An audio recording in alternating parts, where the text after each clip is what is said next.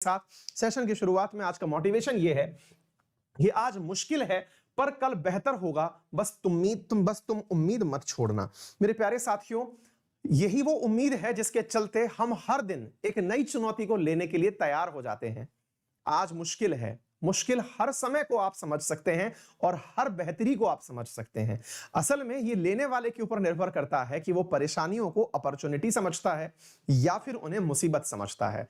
और जो व्यक्ति परेशानियों में अपॉर्चुनिटी ढूंढ ले वही इस दुनिया पर राज करता है। जहां जहां पर संकट आए और वहां पर किसी व्यक्ति ने उस संकट को अगर एक उपलब्धि में बदल दिया, एक सुअवसर में बदल दिया, तो वो व्यक्ति उस जगह का बादशाह बन गया। देखिए, एक सिंपल सी बात है, अक्सर मैं ये विद्यार्थियों को लाइन बोलता हूं, लेकिन ये हर व्यक्ति पर लागू होती है, इसे आप मानिएगा। और कैसे आप अपने ऊपर अप्लाई करेंगे ये आपके ऊपर निर्भर करता है। लेकिन सच्चाई ये है, बहुत सारे सक्सेसफुल लोग इस दुनिया में ऐसे हुए हैं। आप कॉमन सेंस रूप ऐसे लगा के देखिएगा, जब हम पैदा हुए तो उस समय ऑलरेडी बहुत बड़े बड़े सुपरस्टार्स हुआ करते थे। वो शाहरुख, सलमान, उनका समय हुआ करता था। उस समय ऐसा लगता था कि ये इररिप्लेसेबल हैं, इनको कोई भी रिप्लेस नहीं कर पाएगा क्योंकि ये इतने बड़े सुपरस्टार्स हैं। समय बदला, ऑनलाइन मीडिया का जमाना आया, मतलब ये ओटीटी प्लेटफॉर्म्स आए, नए नए सुपरस्टार्स निकल के आए। फिर उनको देख करके लगा कि अब रणवीर कपूर, रणवीर सिंह, इनको कोई रिप्लेस नहीं कर पाएगा। अब जब से ओटीटी प्लेटफॉर्म्स आए हैं तब से देख करके ये लगता है कि जो वेब सीरीज के स्टार्स हैं इन्हें कोई रिप्लेस नहीं कर पाएगा। कारण क्या है?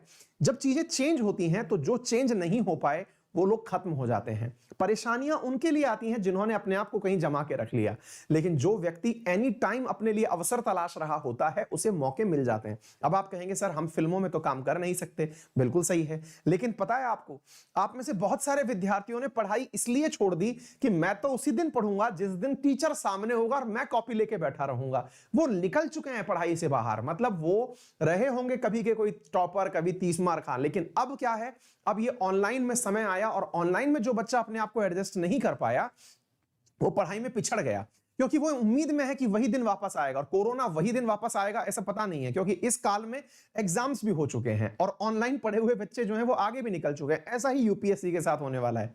इस बार का जो यूपीएससी एग्जाम है वो ऑनलाइन वालों का ही एग्जाम होने वाला है, क्योंकि ऑफलाइन तो बच्चा कहीं कोचिंग ले ही नहीं पाया है। तो यानी कि एकदम चीजें बदल रही हैं और आप बदलती हुई चीजों में अगर अवसर तलाशते, विशेष रूप से यूपीएससी एस्पिरेंट ध्यान दें कि जब आप लोग ये मान करके तैयारी शुरू कर रहे थे कि एक दिन मैं दिल्ली जाऊंगा, हैदराबाद जाऊंगा, तैयारी करूंगा, आप लोगों ने जिन जिन ने ऑनलाइन पढ़ाई शुरू कर दी, आज वो इस स्थिति में है कि आपका कंपटीशन भी ऑनलाइन ही है, क्योंकि ऑफलाइन के पास अपॉर्चुनिटी बची नहीं थी।